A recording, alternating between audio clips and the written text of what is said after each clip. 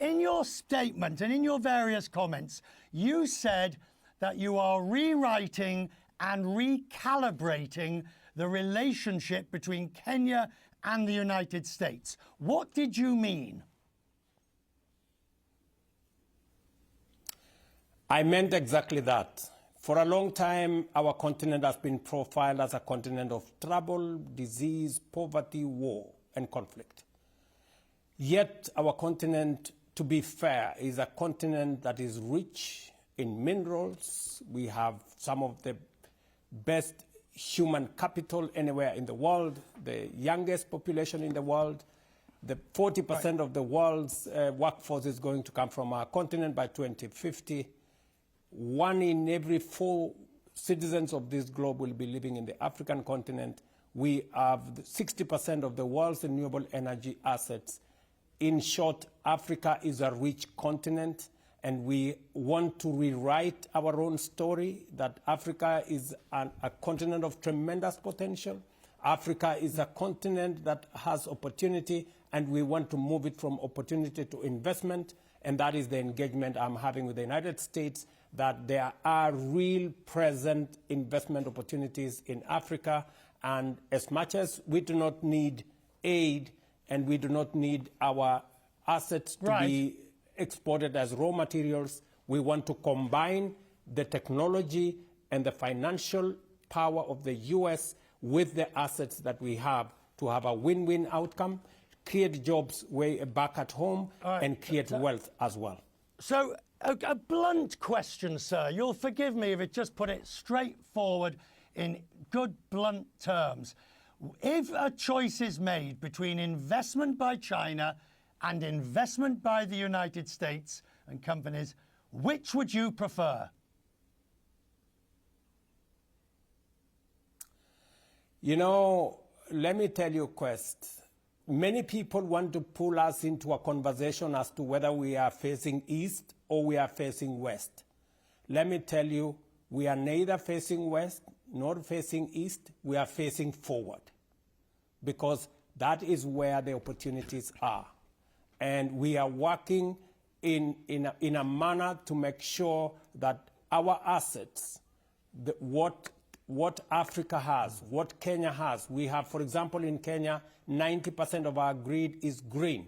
It is the reason why we are working with Microsoft to put together the first ever 1 gigawatt data center. So we are looking at where our opportunities are, and we are working with those who can help us unlock those opportunities, make them into investments, create jobs, create wealth, and take Kenya to the next level as we take Africa in the same direction.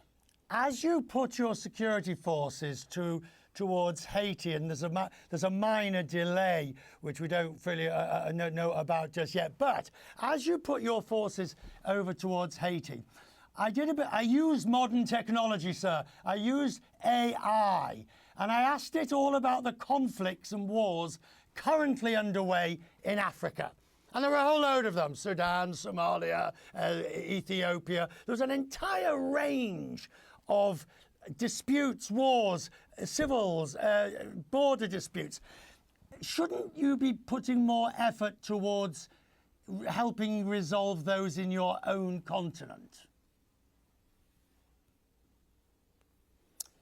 As you are aware, Kenya is already seized with the opportunity, with the responsibility and the security challenges in our region.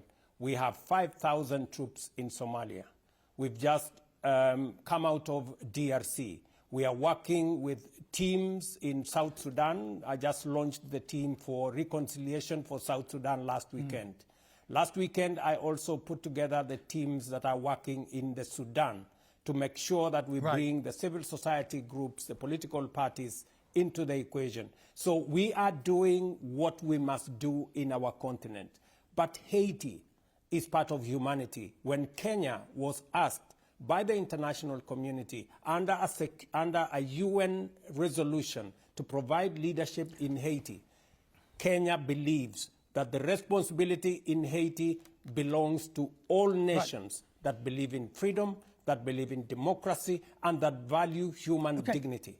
We will step forward for Haiti the way we have stepped forward for Somalia and the way we have stepped forward for any other country. And for your information, Kenya has participated in 47 peacekeeping efforts around the globe. Right. And Haiti is going to be one of them.